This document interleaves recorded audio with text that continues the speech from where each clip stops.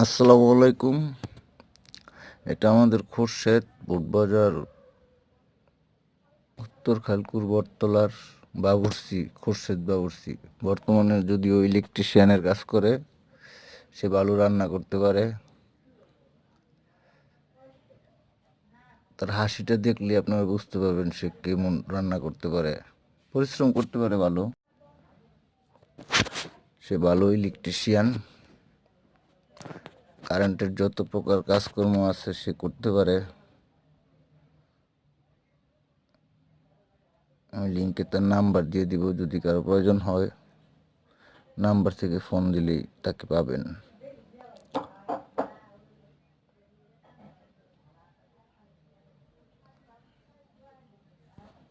ধন্যবাদ সবাইকে।